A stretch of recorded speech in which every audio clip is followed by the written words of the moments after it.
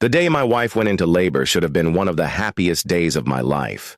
I had been with her through the appointments, the late-night cravings, and even the arguments that come with pregnancy stress. I held her hand as we rushed to the hospital, thinking I was about to meet my child for the first time. I kept telling myself this baby was the proof of our love, the future I had been waiting for. As she lay in that hospital bed, sweating and crying through contractions, I felt nothing but love and worry for her.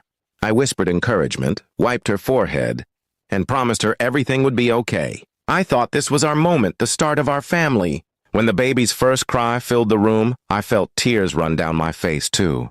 The doctor handed the baby to her first, then to me. I looked down at that tiny face, overwhelmed with emotion. But almost immediately, something didn't sit right.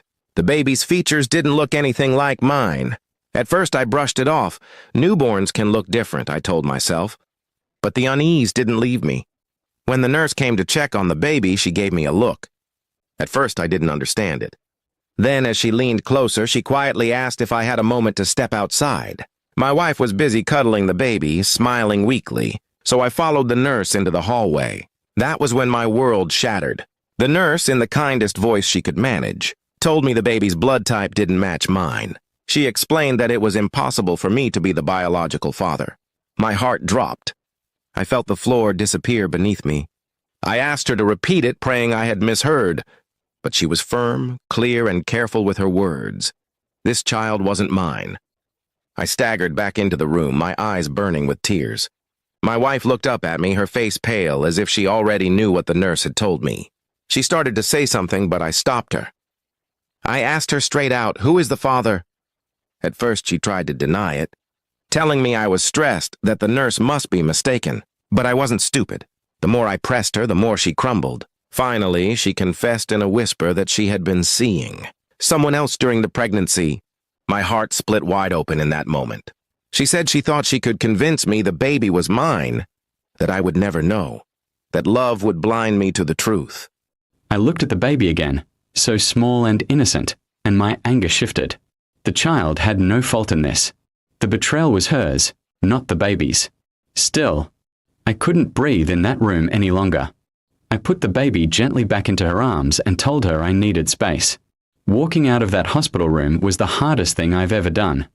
I had gone in expecting to be a father, a husband ready to step into the next chapter of life. Instead, I left feeling like a stranger in my own story, carrying nothing but betrayal. The days that followed were a blur of heartbreak. She tried to call me, tried to explain that it had been a mistake, that she still wanted me, but I couldn't trust her anymore. Every word she said felt like poison. The love I once had for her felt buried under the weight of lies. Eventually, I filed for divorce. It wasn't easy. There were nights I lay awake wondering if I should forgive her, if I should stay for the child even though he wasn't mine. But in the end, I knew I couldn't live a life built on betrayal. I deserved truth, not deception. Now, I'm learning to rebuild myself piece by piece. The pain is still there, but so is the clarity.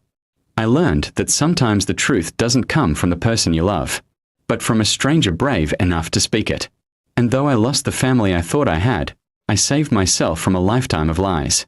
I'll never forget the look in that nurse's eyes when she told me the truth. It was the moment my life broke apart, but it was also the moment I was set free.